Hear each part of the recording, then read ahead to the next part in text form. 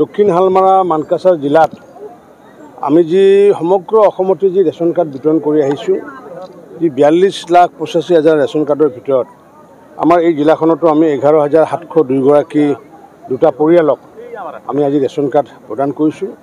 আৰু ইয়াৰ বেনিফিচিয়াৰী হৈছে 32,379 আৰু এই সকলো বেনিফিচিয়াৰী আজি অকল ৰেচন কাৰ্ডে নহয়, এই মাহৰ চাউল ইতিমধ্যে আমি মজুত কৰি ৰাখিছোঁ। তেওঁলোকে এই মাহৰ চাউলটো তেওঁলোকে সংগ্ৰহ কৰিব পাৰিব আৰু লগত এই মাহৰ পৰা তেওঁলোকে যি আয়ুষ্মান ভাৰত, সেই আয়ুষ্মান ভাৰতৰ 5 লাখ টকাৰ যিটো চিকিৎসা সাহায্য, সেই সাহায্য গ্ৰহণ কৰিব পাৰিব।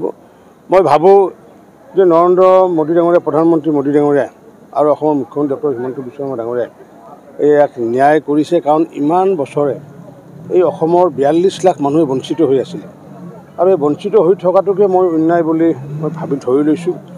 আৰু এতিয়া যিহেতু আমি ৰেচন কাৰ্ড প্ৰদান কৰিলোঁ, এই ৰেচন কাৰ্ড প্ৰদান কৰাৰ জৰিয়তে আমি দুখীয়াসকলক, নিচলাসকলক আমি ন্যায় দিয়া বুলি মই অনুভৱ কৰিছোঁ।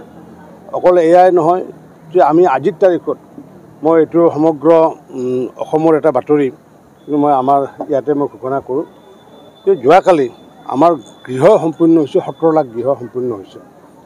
আৰু যিহেতু আমাক 19 লাখ যিহেতু প্ৰধানমন্ত্ৰী আৱাস যোজনাৰ গৃহ দিছিলে, এতিয়া আমি তাৰে ভিতৰত 17 লাখ ঘৰ ইতিমধ্যে আমি সম্পূৰ্ণ কৰিছোঁ। বাকী 2 লাখৰ নিৰ্মাণ কাৰ্য চলি আছে।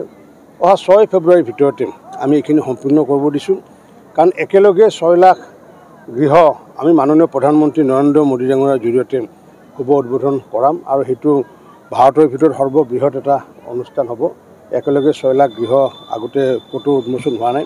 5 লাখ হৈছিলে, মধ্যপ্ৰদেশত হৈছিলে আৰু আমাৰ এতিয়া 6 লাখ হ'ব। গতিকে এই যে 17 লাখ গৃহ আমি সম্পূৰ্ণ কৰিলোঁ, তাৰ কাৰণে আমাৰ বিভাগৰ প্ৰতিগৰাকী বিষয়া কৰ্মচাৰীক মই আন্তৰিক ধন্যবাদ জনাইছোঁ। আৰু মাননীয় প্ৰধানমন্ত্ৰী ডাঙৰীয়াৰ আশীৰ্বাদ আৰু মুখ্যমন্ত্ৰী ডাঙৰীয়াৰ দূৰদৰ্শী চিন্তাৰ ফলস্বৰূপেহে আমি আজি 17 লাখ ঘৰ আমি সম্পূৰ্ণ কৰিব পাৰিছোঁ। আগন্তুক দিনত ভাৰত চৰকাৰলৈ আমি পত্ৰ লিখিছোঁ যে যিহেতু আমাৰ জানুৱাৰী মাহত বা 6 ফেব্ৰুৱাৰীৰ ভিতৰত যদি গৃহ সম্পূৰ্ণ হ'ব, আমাক পুনৰ গৃহ আবণ্টন দিব লাগে বুলি আমি অনুৰোধ জনাইছোঁ। আৰু সেইটোৰ সমান্তৰালভাৱে আমাৰ মুখ্যমন্ত্ৰী ডক্টৰ হিমন্ত বিশ্ব শৰ্মা ডাঙৰীয়াই ইতিমধ্যে কিবা কাৰণত যদি ভাৰত চৰকাৰৰ পৰা ঘৰখিনি নাহে, গতিকে এই মানুহক যদি আমি যাতে সকাহ দিব পাৰোঁ, তাৰ কাৰণে মুখ্যমন্ত্ৰী আৱাস যোজনা আঁচনিও আমি ইণ্ট্ৰডিউচ কৰিছোঁ।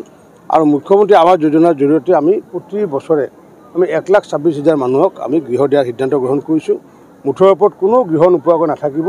যিয়ে প্ৰকৃততে তেওঁলোকৰ গৃহ নাই বা যাৰ নেকি একেবাৰে কেঁচা ঘৰ, তেওঁলোকে মানকাছাৰৰে হওক বা ডিব্ৰুগড়ৰে হওক, ধুবুৰীৰে হওক বা যোৰহাটৰে হওক, সকলোৱে আগন্তুক দিনত ঘৰ পাব।